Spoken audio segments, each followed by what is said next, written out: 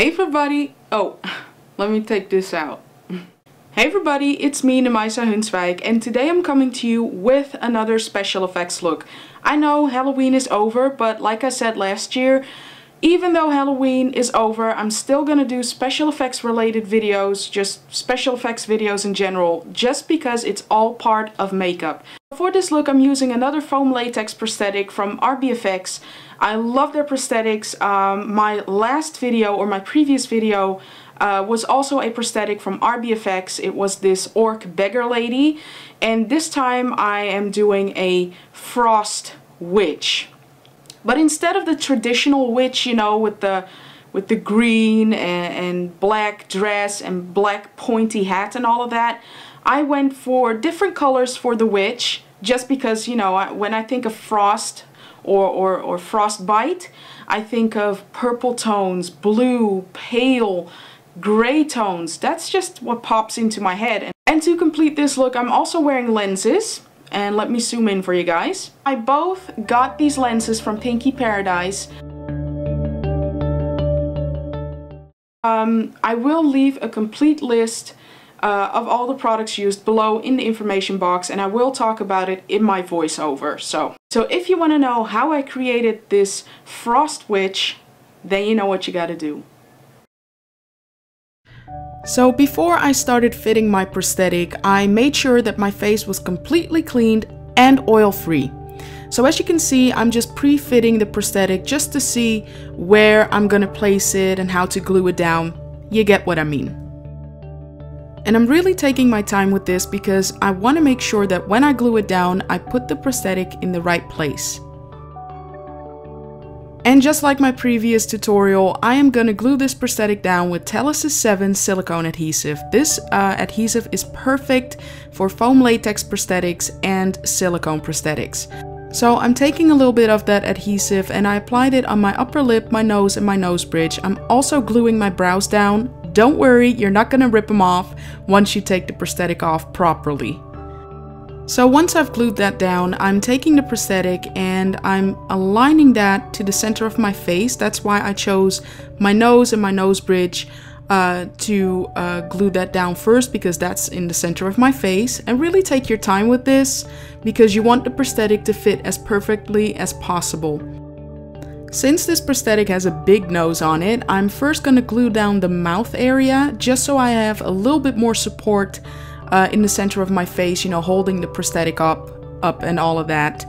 And then I'm going to glue down the sides of the prosthetic. So first I applied adhesive underneath the prosthetic, so on my skin, and once I've pressed the prosthetic down onto my skin, I'm gluing down the edges with, again, that same adhesive. Since foam latex is very porous, you don't actually have to go all up under the edges to glue them down. So now I'm gonna move on to my forehead again. It's the same principle. I'm applying a little bit of prosthetic adhesive on my forehead, and once I've done that, I'm pressing the prosthetic onto it.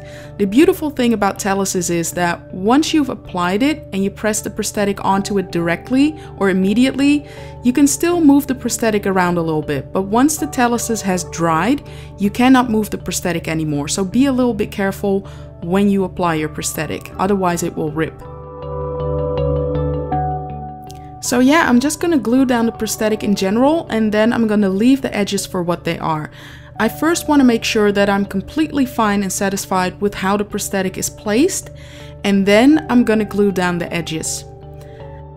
And just make sure that every part of the prosthetic is covered, or is gonna be covered in prosthetic adhesive.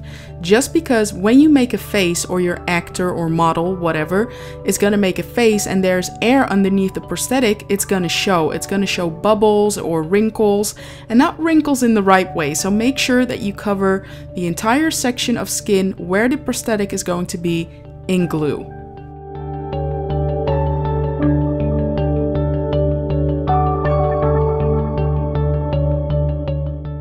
Okay, so now I glued down the prosthetic in general, and now I'm gonna take that same Telesis on another Q-tip and I'm gonna apply it right on the edges of the prosthetic to glue them down and make the edges disappear into my skin as much as possible.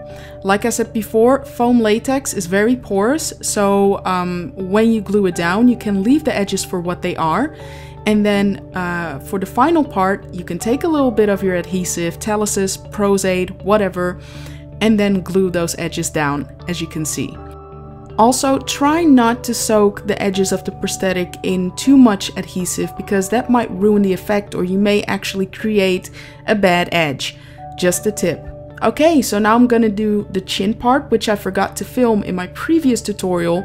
It's really the same concept. As you can see over here, I'm applying a little bit of prosthetic adhesive, and then I'm gonna place the chin generally on top of it. And then I'm just gonna glue the edges down. It's really easy.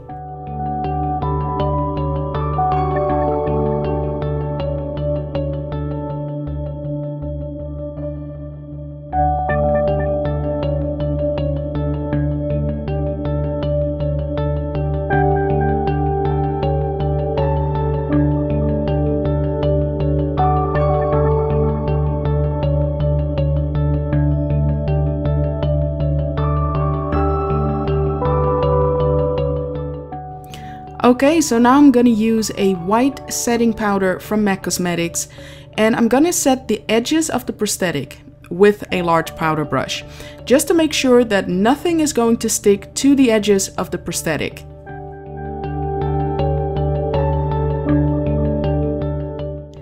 And again, just take your time with it, feel around with your fingers around you know, those edges, and if it's still a little bit sticky, just take a little bit more of that powder and apply it on top of it.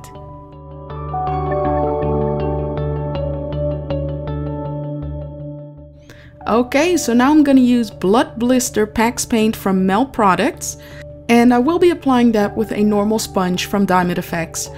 Okay, so I'm applying this all over the prosthetic and also onto my own skin. A little tip: Pax paint can be really difficult to take off of your own skin. So if you are new to special effects makeup in general, you know, just apply Pax paint only to the prosthetic and then find a matching color either in a cream makeup or in an alcohol activated makeup palette.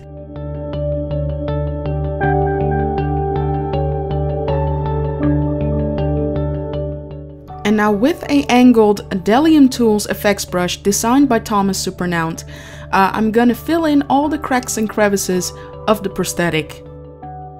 I want my face and the prosthetic to be covered in the Pax paint as much as possible because I'm using this color as a base for another color.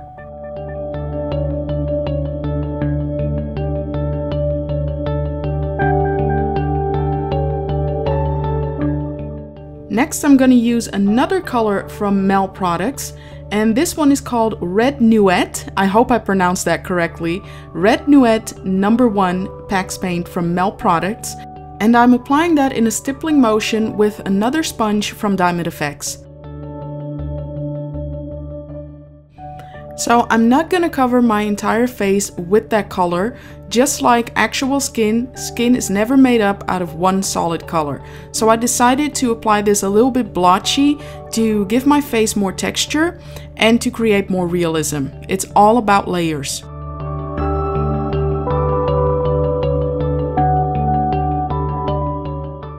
Now I'm going to use the color Bruise Purple from my alcohol activated makeup palette by European Body Art. You will need 99% isopropanol alcohol to activate these types of colors.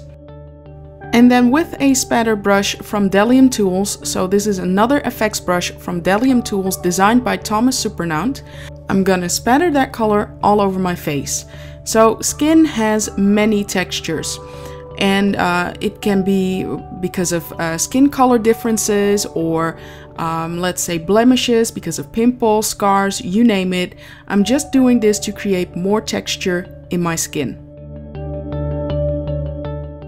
And then with a thin brush from VampFangs, I'm using that same color to define some of the bigger lines in the prosthetic some more.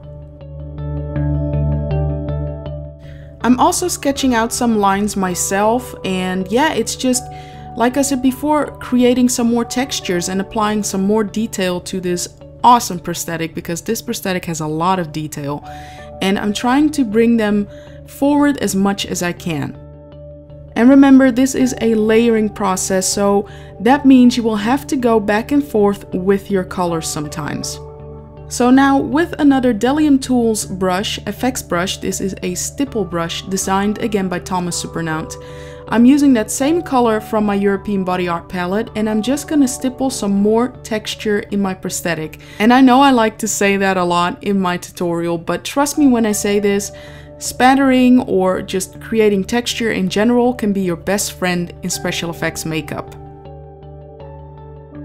Next, I'm going to use a Kryolan rainbow circle, and this one is called Black Eyes. I will be using the dark blue color of this rainbow circle.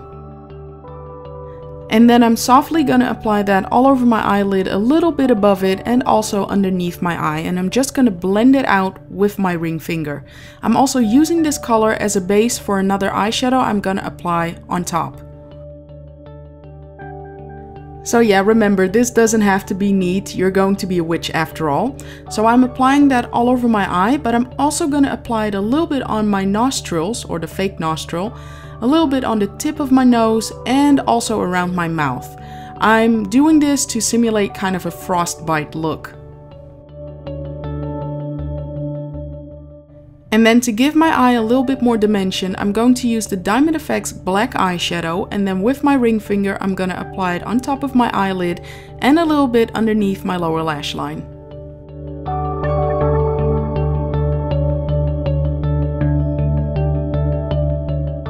And like I said before, you gotta go back and forth with your colors sometimes. Here I'm using a Blood Blister Pax paint from Mel Products again on an angled brush from Delium Tools, so that same FX brush I used before, and I'm redefining the lines of the prosthetic just to give it more dimension, and I also want to give off a irritated look, if you get what I mean. And yeah, for this look I just really wanted to do something extra, really go a little overboard, if you will.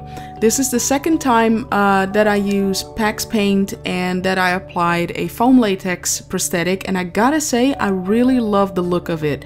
I have to practice some more, but overall I'm really happy with the look.